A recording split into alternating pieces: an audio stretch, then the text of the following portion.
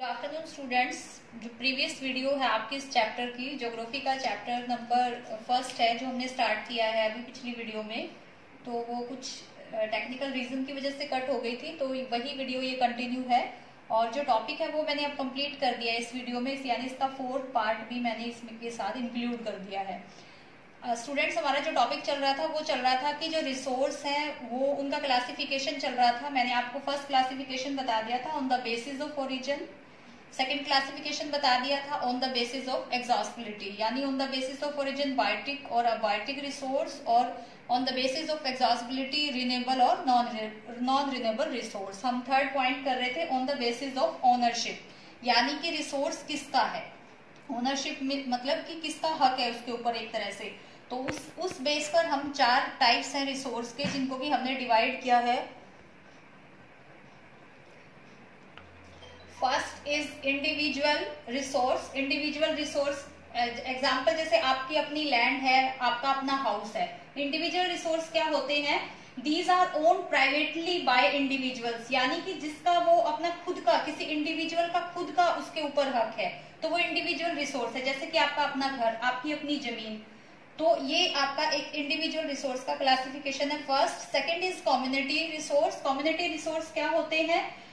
These resource are accessible to all the members of the community, यानी कि जो community के मेंबर्स हैं वो सबकी एक तरह से accessibility में होते हैं, कि सबकी पहुंच में होते हैं। जैसे पब्लिक पार्क एक कम्युनिटी का होता है, आप उसमें कोई इंडिविजुअल तो नहीं जाएगा ना, कि कोई एक इंडिविजुअल ही उसमें जाएगा, तो सबके लिए होता है, कम्युनिटी के लिए होता है। जैसे कि प्ले ग्राउंड है, टेम्पल है, ब्यूरियल ग्राउंड्स है, बहुत सारी चीजें होती है इसमें भी जो कि कम्युनिटी रिसोर्स के अंडर आती हैं। थर्ड आता है नेशनल रिसोर्स। देखो, नेशनल और इंटरनेशनल रिसोर्स को थोड़ा सा डीपली समझना। नेशनल रिसोर्स क्या होते हैं? जो एक नेशन के होते हैं, यानी एक देश के होते हैं। एक देश के अंडर आने वाले जितने भी रिवर्स हैं, जितने भी मिनरल्स हैं, वाटर रिसोर्स, जो भी चीज है वो नेशनल रिसोर्स होता है, जो कि एक देश उसका यूटिलाइज कर रहा है, जो उसके टेरिटोरियल जोन्स में आता है, यानी जो उसकी टेरिटरी है एक तरह से उसके अंडर आता है। और इसको जैसे मेजर किया जाता है, इसको जैसे 12 नॉटिकल माइल्स के अंडर आने वाले जितना भी रिसोर्स होता है वो एक नेशनल रिसोर्स के अंडर इंक्लूड होता है। ये एक मेजरमेंट होती है कि हम 12 नॉटिकल माइल्स के अंडर इसको मेजर करते हैं। इंटरनेशनल रिसोर्स क्या होता है?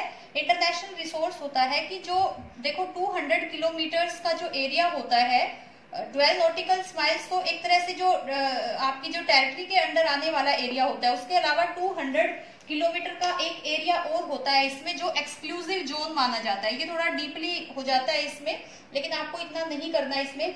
200 किलोमीटर का एरिया जो नेशनल रिसोर्स में आता है, मतलब एक्सक्लूसिव जोन होता है, जिसमें कि कोई एक देश उसके ऊपर अपना मतलब राइट रखता है। लेकिन इंटरनेशनल रिसोर्स वो होता है जो 200 एरिया, जो इससे बियॉन्ड, यानी इससे जो ऊपर एरिया होता है, वो एरिया जैसे कोई भी वाटर रिसोर्स है या कोई भी मिनरल्स एरिया है, तो वो कोई भी इंडिविजुअल कंट्री उसको यूटिलाइज नहीं कर सकता without the permission of any international organisation. जो कि कोई भी मतलब अंतर्राष्ट्रीय जो संगठन होते हैं उनकी परमिशन के बिना वो उसका यूज नहीं कर सकता कोई भी इंडिविजुअल कंट्री। तो जो इंटरनेशनल ऑर्गेनाइजेशन उस पर अपना एक तरह से हक रखते हैं, क्योंकि वो एक तरह से पूरी इंटरनेशनल प्रॉपर्टी की तरह माना जाता है, और वो पीपल वेलफेयर वर्क जो होता है उसके काम में वो रिसोर्स का यूटिलाइज किया जाता है। तो अगर आपको उसका यूज करना है तो आप परमिशन के साथ ही यूज करते हैं। मतलब 200 किलोमीटर, बियॉन्ड 200 किलोमीटर से जो बाकी का जो एरिया होता है किसी एक देश से, ये एक्सक्लूसिव एरिया होता है। इसमें 200 जो किलोमीटर का एरिया होता है, और 12 नॉटिकल माइल्स का एरिया वो होता है जो किसी की टेरिटरीज तक इंक्लूड होता है। तो नेशनल रिसोर्स और इंटरनेशनल रिसोर्स में आई होप आपको ये क्लियर जो एक डिफरेंस था वो क्लियर हो गया होगा। फोर्थ हमारा लास्ट है on the basis of development. ये टॉपिक इंक्लूड होने के साथ ये हमारा जो पूरा रिसोर्स और उसका क्लासिफिकेशन का टॉपिक कंप्लीट हो जाएगा। On the basis of development, यानी डेवलपमेंट के बेस पे रिसोर्सेज है उनको हम कितने पार्ट्स में डिवाइड करते हैं? तो 4 पार्ट्स में डिवाइड करते हैं। और देखो इनमें थोड़ा थोड़ा डिफरेंस होता है जो आपको डीपली समझना है। Potential resources, developed resources, stock resources और रिजर्व रिसोर्सेज।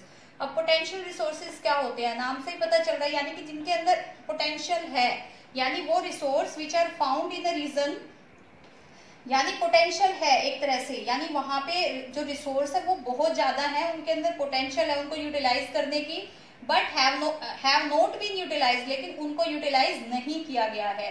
कोई ना कोई ऐसा रीजन है जिसकी वजह से कि उनको यूटिलाइज नहीं किया गया है। जैसे हमारे यहाँ पे देखो, राजस्थान और गुजरात का पार्ट ऐसा है, राजस्थान एक डेजर्ट एरिया है, गुजरात एक डेजर्ट एरिया में आता है, तो वहां पे जो सोलर एनर्जी है उसको प्रोड्यूस करने की पोटेंशियल है वहां पे बहुत ज्यादा, यानी कि सोलर एनर्जी बहुत ज्यादा प्रोड्यूस की जा सकती है और हमारे पास टेक्नोलॉजी भी है कि हम उसको प्रोड्यूस कर सकते हैं। बट कोई ना कोई ऐसा रीजन है, या तो लगा लो कि लैक ऑफ कैपिटल की हमारे पास मनी की कमी है, या हमारे पास इतनी अंडरस्टैंडिंग नहीं है कि हम उसको यूज कर लें। तो ये कोई ना कोई ऐसा रीजन है कि जिसका हम यूज नहीं कर पा रहे हैं। तो रिसोर्स की पोटेंशियल है बट हम उसको यूज उस क्वांटिटी में नहीं कर पा रहे हैं जिसमें कि हम कर सकते हैं, और इसका बेस्ट एग्जांपल है सोलर एनर्जी। सेकंड है डेवलप्ड। डेवलप्ड क्या है, यानी जो रिसोर्स सर्वे किया जा चुका है कि हमें उसकी क्वांटिटी और क्वालिटी पता है कि ये मतलब रिसोर्स है, ये डेवलप्ड हो चुका है, लेकिन उसको यूज करने का जो एक तरह से जो डिटरमिन करता है वो उसकी फिजिबिलिटी पे डिपेंड करता है। देखो, मैंने स्टार्टिंग में आपको रिसोर्स की डेफिनेशन में बताया था कि रिसोर्स वो होता है हमारे लिए जो फिजिबल हो एक तरह से, यानी कि जो अप्रोचेबल हो, हमारी पहुंच में हो।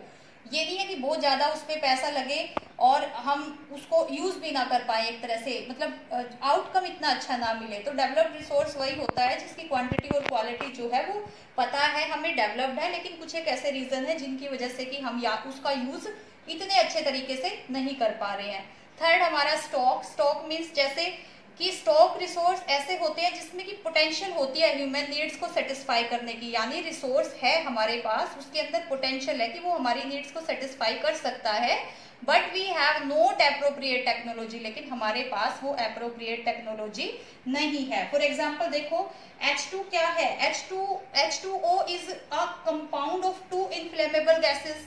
ये 2 इनफ्लेमेबल गैसेस का एक कंपाउंड है, जैसे कि हाइड्रोजन और ऑक्सीजन का, लेकिन हमारे पास ऐसी टेक्नोलॉजी नहीं है अभी जिससे कि इसको एक सोर्स ऑफ एनर्जी में कन्वर्ट किया जा सके, या जो टेक्नोलॉजी है भी तो वो फिजिबल नहीं है। तो ये वही है कि हमारे पास टेक्नोलॉजी है लेकिन टेक्नोलॉजी नहीं है इतनी अच्छी, या सबके पास नहीं है वो टेक्नोलॉजी, या कंप्लीट टेक्नोलॉजी नहीं है जिससे कि हम इसको यूज कर सके, लेकिन हमारे पास वो स्टॉक रिसोर्स है जो ह्यूमन नीड को सेटिस्फाई कर सकता है। और लास्ट, थोड़ा थोड़ा डिफरेंस होता है इनमें, ज्यादा डिफरेंस नहीं होता, थोड़ा थोड़ा डिफरेंस होता है, लेकिन इन अलग अलग एक डेफिनेशन बन जाती है इनकी। फोर्थ लास्ट हमारा रिजर्व रिसोर्स। रिजर्व रिसोर्स क्या होते हैं, ये रिसोर्स है जो सबसेट ऑफ स्टॉक, यानी कि एक स्टॉक का एक तरह से सेट है हमारे पास, but their use had not been started, लेकिन हम अभी तक इसका यूज जो है वो स्टार्ट नहीं, टेक्नोलॉजी भी है हमारे पास और रिजर्व भी है वो हमारे पास, हमें पता भी है उसका स्टॉक का, लेकिन वो उस स्टॉक का हम अभी यूटिलाइज नहीं कर पा रहे हैं। कोई ऐसा रीजन है जिसकी वजह से हम अभी उसको यूज नहीं कर पा रहे हैं। टेक्नोलॉजी भी है इसमें हमारे पास। तो ये एक क्लासिफिकेशन है आपका, आई होप आपको समझ आ गया होगा। First on the basis of origin, second on the basis of exhaustibility, third on the basis of ownership, individual, community, national, international, और fourth on the basis of development, potential, developed, stock और reserve resources. I hope आपको resource का ये topic समझ आया होगा, और जो नेक्स्ट वीडियो होगी असाइनमेंट, जो नेक्स्ट टॉपिक के साथ जितने भी क्वेश्चन बनेंगे इन 2 वीडियोस के, वो आपको उसके बाद मिलेंगे। Thank you.